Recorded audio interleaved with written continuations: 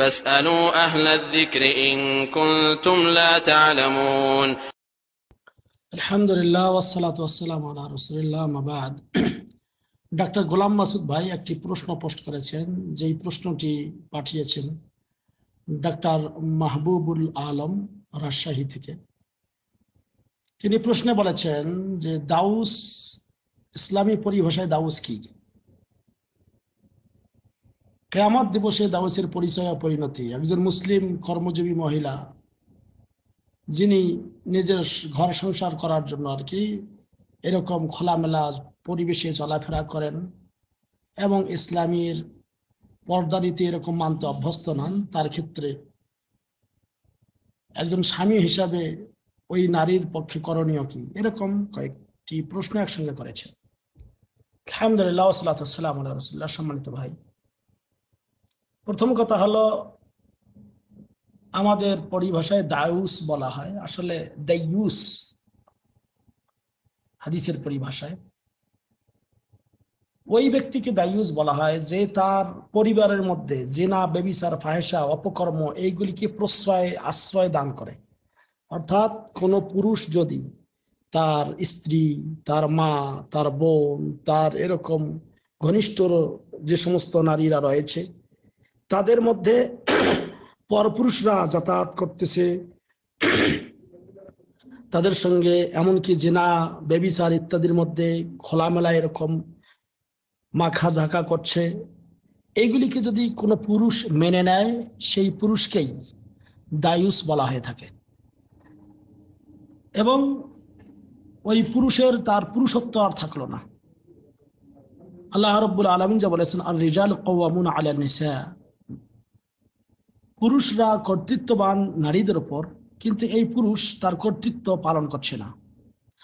আর একজন মুসলমান তার ইসলামের মৌলিক 5টা বিষয়কে হেফাজত করা দরকার। তার মধ্যে একটি হলো তার পরিবার পরিজন, এদেরকেও হেফাজত করার দায়িত্ব। এজন্য হাদিসে এসেছে, কোনো লোক যদি তার পরিবারের ইজ্জত সম্মান রক্ষা করতে গিয়ে শহীদ হয়ে যায়, নিহত হয়, সেও শহীদের মর্যাদা পায়। কাজেই আপনার আমার উচিত নিজ পরিবারকে রক্ষা করা। এরকম বিশেষ করে এই দিয়াসাত থেকে দেখবেন আমাদের সমাজে অনেক সময় আমরা অনেক পরিবার রয়েছে এটাকে একটা গৌণ মনে করেন না, আমরা খুব ফ্রি মাইন্ডের লোক। দেখবেন একদম বেশিরভাগ ক্ষেত্রে বলে থাকে আমি খুব ফ্রি মাইন্ড, এই জন্য ভাবি দেবর সবাই একসঙ্গে মেলামেশা করছে, কিন্তু তার মেয়ের বেলায় কিন্তু সেটা সে আশ্রয় প্রশ্রয় দিতে রাজি নয় অন্য পুরুষদেরকে। তার মেয়ে, তার বোন এরকম অন্য পুরুষের সঙ্গে মিশুক এটা চায় না, কিন্তু সে আবার অন্য নারীদের সঙ্গে মিশতে চায়। তাই এইগুলি হলো বিশেষ করে এই পুরুষ যারা নিজেদের পরিবারে এরকম ফাহিশা কাজকে আশ্রয় দেয়, তারা হলেন দায়ুস। আর কিয়ামত দিবসে দায়ুসের পরিণতি হলো নবী করিম সাল্লাল্লাহু আলাইহি ওয়াসাল্লামের বাণী। প্রথম বাণী হলো, আল্লাহ নবী সাল্লাল্লাহু আলাইহি ওয়াসাল্লাম বলেছেন, সালাসাতুন লা ইয়ানজুরুল্লাহু আযজা ওয়া জাল্লা ইলাইহিম ইয়াউমাল কিয়ামা। নাসাইতে হাদিস বর্ণিত রয়েছে, আল্লাহ নবী সাল্লাল্লাহু আলাইহি ওয়াসাল্লাম বলেছেন, 3 ব্যক্তির প্রতি কিয়ামতের দিন আল্লাহ রাব্বুল আলামিনের রহমতের দৃষ্টি দিয়ে তাকাবেন না। একজন হলেন আল আকিল ওয়ালিদাইহি, পিতামাতার অবাধ্য সন্তান, ওয়াল মারআতুল মুতারাজ্জিলা, আর যে নারী পুরুষদের মতো হতে চায়। দেখবেন অনেক নারী সে পুরুষদের বেশভূষা ধারণ করে, চুল এরকম মনে করেন খুব পুরুষদের মতো আচরাচ্ছে, পুরুষদের মতো করতেছে, অথবা পুরুষরা যেরকম করে টাইট ফিট পোশাক পরে বের হয় এরকম করছে, পুরুষদের রং ঢং নিচ্ছে। পুরুষরা যেমন খোলামেলা বের হয় এরকম তারা খোলামেলা বের হচ্ছে। এই নারী, তাদের প্রতি আল্লাহ রাব্বুল আলামিন কিয়ামতের দিন রহমতের দৃষ্টিতে তাকাবেন না। দায়ুস, আর যে ব্যক্তি দায়ুস অর্থাৎ ওই পুরুষ যারা তার পরিবারের মধ্যে এরকম অপকর্মকে আশ্রয় দেয়।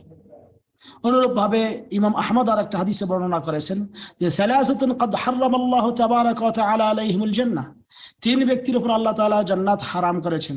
তার মধ্যে একটা হলো মুদমিনুল খামর, যে মদ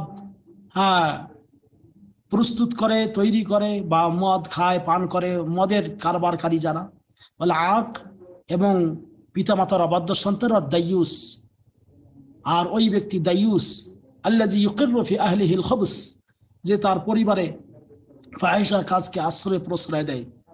এই হাদিসটি ইমাম আহমদ বর্ণনা করেছেন।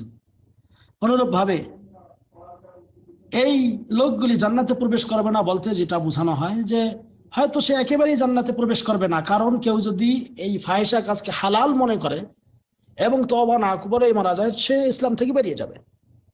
আর যদি কেউ এইগুলি প্রশ্রয় দিয়েছে, মনে করে যে এগুলো হারাম, ঠিক না, তারপরে কোনো কারণে প্রশ্রয় হয়েছে, হয়তো এরা প্রথমে জাহান্নামে খাটবে, এরপরে হয়তো প্রথম স্টেপে তারা জান্নাতে যাবে না, পরবর্তী স্টেপে তারা যেতে পারে। আর আপনি যে বলেছেন যে সমস্ত নারীরা এরকম পুরুষদের কথা শোনে না, হ্যাঁ, তারা পর্দা মেনটেন করতে চায় না, বলে যে আমরা খুব ওপেন আমার সংসার জীবনে, হ্যাঁ, নারীরা তারা তাদের পর্দা রক্ষা করে চাকরি বাকরি ইত্যাদি সব করতে পারবে, কিন্তু অবশ্যই সেখানে পর্দা থাকতে হবে, এবং ইখতিলাত যেটাকে বলা হয়, নারী পুরুষের অবাধ মিলামেশা চলবে না, পর্দা মেনটেন করে এরপরে চলতে হবে। যদি এরকম পরিবেশ থাকে তাহলে সে চাকরি করতে পারবে।